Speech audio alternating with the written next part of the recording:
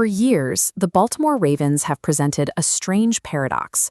Despite top-tier talent, the machine consistently stalls out before reaching the ultimate prize. In 2024, Tom Brady observed that the team was a sleeping giant, noting the gap between their roster strength and their postseason results.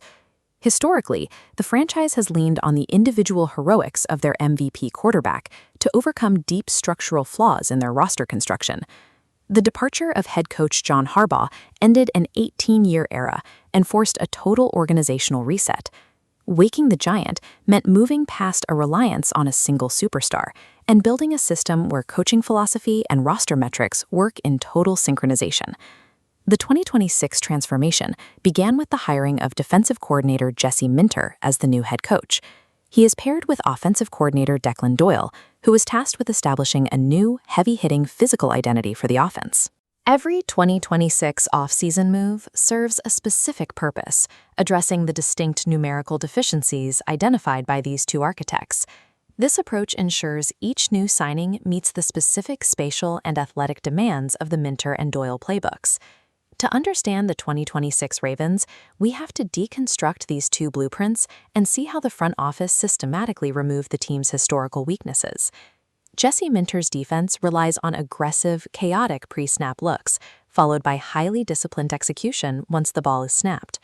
This scheme follows the successful lineage of former Ravens coordinators like Mike Macdonald. Minter's system aims to force opposing quarterbacks into split-second errors by disguising where the pressure is coming from until the last possible moment. However, previous versions of this aggressive defense in Baltimore were limited by a lack of natural pressure from the front four. In 2025, the Ravens' leading sacker only produced 5 sacks on the season. This lack of organic pressure forced the team to blitz, leaving the secondary vulnerable. Minter's approach only succeeds if his defensive linemen can win their individual matchups without help.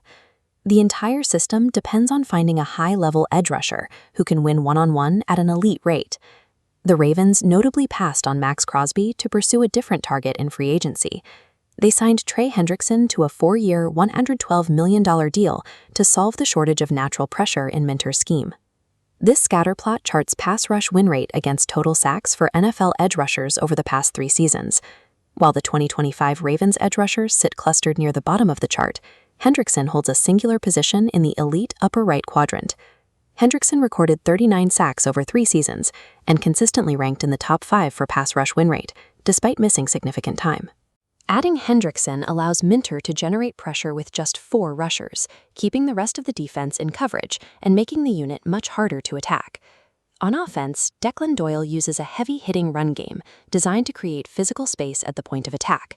In previous seasons, the offense struggled because the interior offensive line could not generate consistent forward movement. PFF gave the 2025 Ravens guards a cumulative run-blocking grade of 52.1, which ranked 27th in the NFL. The front office drafted Venga Yan and signed veteran John Simpson specifically to fix these numbers in the middle of the line. Upgrading the interior is the only way to maximize a downhill runner like Derrick Henry within Doyle's physical system. A stronger interior also prevents defenders from collapsing the pocket directly in front of the quarterback. By methodically targeting the interior line, the Ravens have removed the primary obstacle to their ground game. Doyle's system also requires large, physical receivers who can win contested catches in heavy traffic. This is a departure from the team's current reliance on smaller, speed-based targets like Zay Flowers. Drafting Elijah Surratt and Jacoby Lane provides the specific size and toughness the perimeter was missing. This spray chart highlights Lamar Jackson's accuracy and effectiveness in the intermediate windows of the field. Elijah Surratt specializes in these zones, with 49 of his 64 college catches resulting in a first down, a 77% conversion rate. A physical receiver like Surratt provides a reliable target when defenses pack the box to stop the run. Adding size to the perimeter completes the offensive system, giving the quarterback a direct answer for any defensive alignment. Analysts and broadcasters now view the Ravens as one of the most complete rosters in the league.